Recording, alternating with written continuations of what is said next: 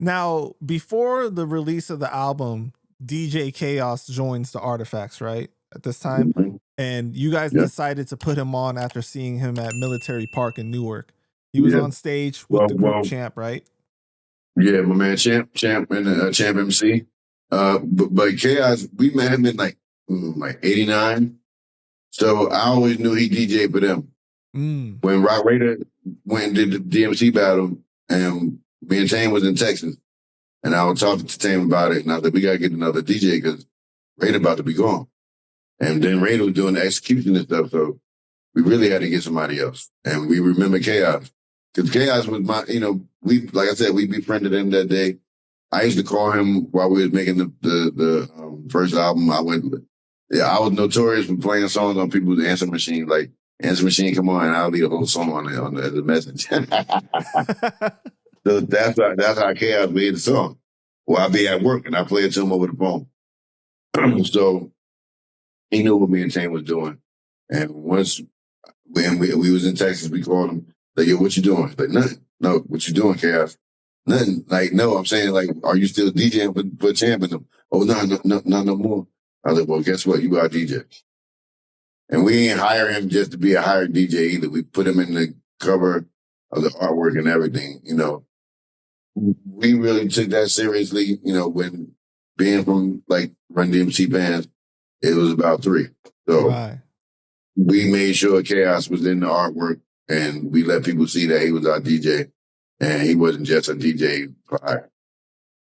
But like, you guys really got blown away when you saw him cutting up Gang Starr Manifest, right, on stage? Yeah, like, so, when you see all these trick DJs, and, Steve D back in the day was the first one we seen doing juggling, and Clark Kent and all that, to see Chaos doing that in the park. And we was just humbly, me and Tame walking past. And this was like Saturday afternoon, and they usually have these things, but we didn't know they were having it. So when we walked over to them, and before we even said anything to them, they was rhyming, and he instantly got on the turntables, and he cutting that damn Manifest record. And I was just like, oh, me and Tame looked at each other like, oh, shit. See, this is the thing where the attraction, when you don't think somebody else in Jersey pays attention to DJ tapes and DMC battle tapes. This is how Chaos learned how to do what he was doing. So when we saw him doing that, we was like, oh, shit, he doing what Raida did. We was like, okay, all right, we're going to keep him in. We kept him around. So much so that we put him in the group.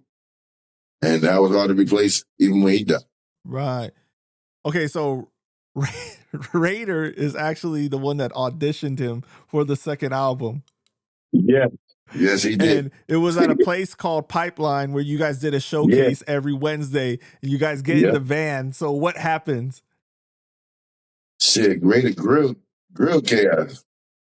Like, and I knew that Raider was Chaos heroes, all of them. Rob Swift, the whole team. So like he said, yo, if you're gonna take my place, I gotta hear what you sound like. And he got there early, so this was like before the party started. We steamed out in the van.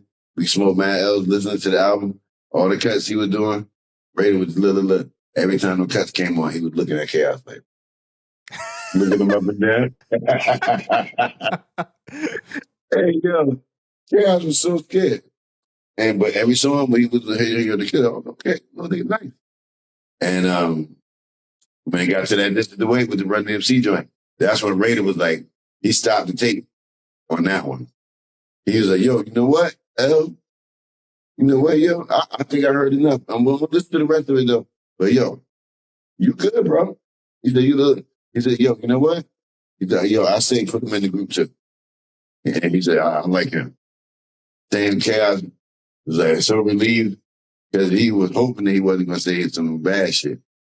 But all of them cuts Raider was happy about because he said, shit, these just almost just as good as mine on the first album. So that meant a lot to Chaos, and we set it up like that because we knew how he felt about them. So that was a good thing.